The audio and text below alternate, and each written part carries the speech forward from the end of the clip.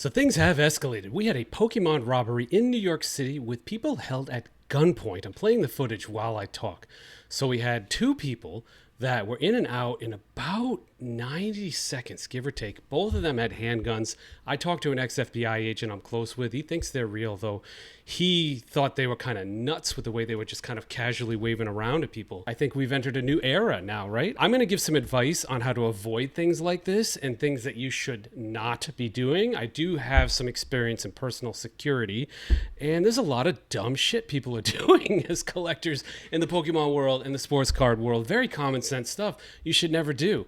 And I'm going to help you navigate a few of those things to avoid a nasty situation like this, because this sucks. The first reaction when I posted this on Instagram was, well, this wouldn't happen in Texas, or this wouldn't happen, in a non-liberal state or something like that. And yeah, I'm down. Like, I need to update my license to carry, but at the end of the day, it is cardboard, and you only use a gun if, you are in imminent danger and there is risk of loss of life, in my opinion. Then it's warranted. But, a sign saying the owner's strapped might have prevented this, but I'm not going to go there. That's a can of worms I'm not going to open, but I'm sure the comment section will be full of it. So personal security. Here's a few things I want to call out. The days of like the 2019, 20, 21, like showmanship are just, they are over, guys. Don't go to card shows and flash tens of thousands of dollars in cash. That is the dumbest, most moronic thing you could possibly do, especially if you're posting it on social media or taking videos. Yo, what's up? Look at me. Dumb, dumb, dumb. Don't do that. When you head out to your car, look around. Is somebody watching you? You have to be careful about these things. And, a Zion case has zero security. Zero. Like, none. That actually makes it easier to identify and run off with, because it doesn't weigh that much. They're gone. You can't outrun everybody. Like, stop doing that at card shows. It's stupid, and it's just going to cost you money. Like, bad things are going to happen because thieves have watched our world. They've watched the values explode. When, something slabbed is worth $60,000, it's pretty portable. This is a very portable $60,000. You could run off with $1 million of slabs in your hand. Never mind a backpack or a case or something like that. We're not talking wax here. So, this is reality now. We have very high value, very portable things. We might as well start treating our world like the jewelry industry does. It's the only other thing I can think of that's higher value and more portable. And, the whole jewelry industry's got some serious security and automatic lock rooms, cameras everywhere. They are friendly with the police. They work on response times with the police. Constructively, they plan for these things. So we need to, sadly, take a page out of the jewelry industry's book, or else this is just going to keep happening. So situational awareness, really quick. This happened to me once. I had a Breitling on in Vegas, and I was just walking. I was walking from the Paris to the Venetian. When you're in Vegas, everything looks closer than it is. I'm like, oh, Venetian, it's right there. I could just walk. It's going to take me like 10 minutes. I didn't realize it was like a couple miles. And I'm like, oh, this sucks, in like, business shoes. And I decided not to take the strip. I decided to go on a back road. And, I heard there were probably a couple of gang members. One of them was like, all right, who's the next target, whatever. I had good situational awareness because I've been in some fun places in my past career, like South America and the inner cities. And, I quickly, I turned on a dime, took off my shoes, and sprinted as hard as I could to the nearest entryway. It was a casino in between the Venetian and Paris. And I was fine. But, man, if I was off by a couple of minutes on that, I was probably going to get the watch taken from me. And what I've learned over my career and my life is that there are some tells for people. You look at robberies, they happen so fast. It's like 90 seconds. But you can look at, usually people can keep their face calm, and very good poker players can keep their hands calm. But 99% of the population are not very good poker players.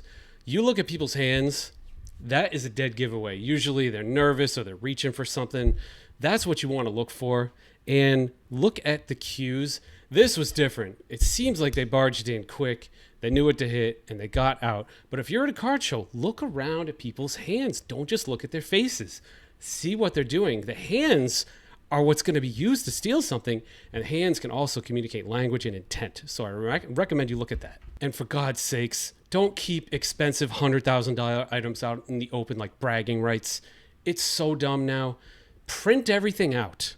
What if that shop had printouts of all the high value stuff, or a series of kiosks or iPads that had digital pictures of everything, and then you go in the back, you have a lock room, you go in the lock room and you get the corresponding item.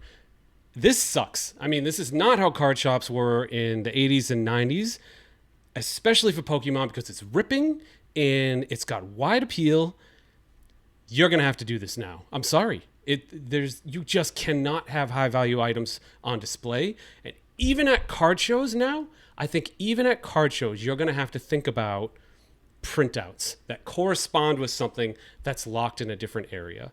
Especially like if it's over $100,000, make the deal at the card show, drive to the bank, set up a notary. Gosh, you can even, not that you want to, if you want to, maybe you're in a tax-free state or you have an opinion on taxes, but if you wanted to, you could have a notary there. You could do it out in the parking lot of a police station. But I think we have to think about the way that we're doing deals now and the cash we're using and the value we're displaying. It's becoming way too high risk. People are going to see this video and they're going to think it's possible. And so what's next? And I care about the hobby. I care about Pokemon, sports cards.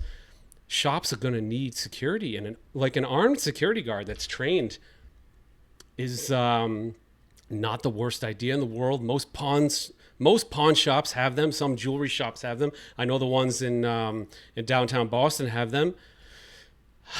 Gosh, the value in a card shop is very similar. We're going to need them now too. And then some basic life-saving things. This applies to movie theaters and everything.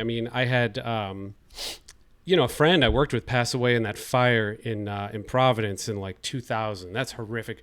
What was it called? The Station or something like that. It's terrible. There were pyrotechnics. The place burned down and a lot of people died. And that was part of what, I took it upon myself to kind of just learn.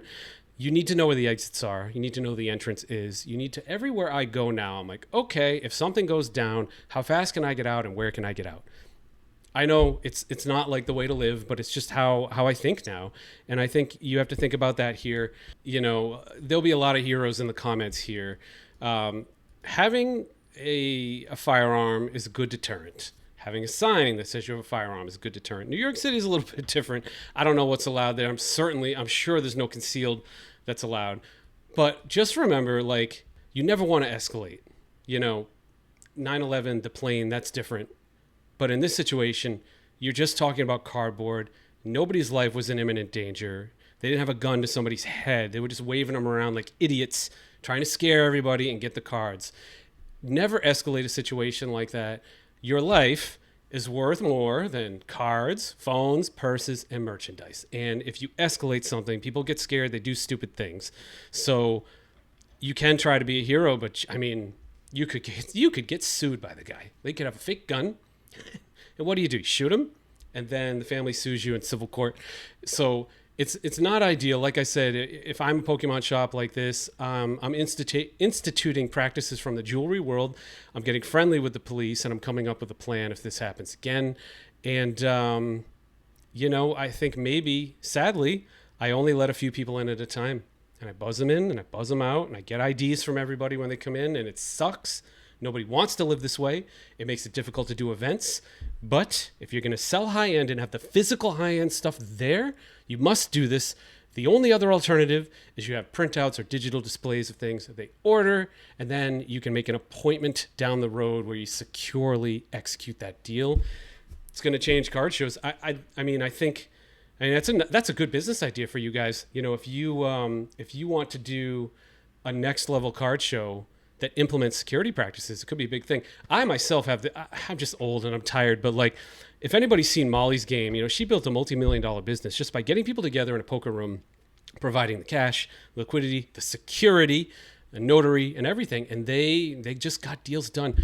What if we did that for cards? I've actually been thinking about this, like 20 whales.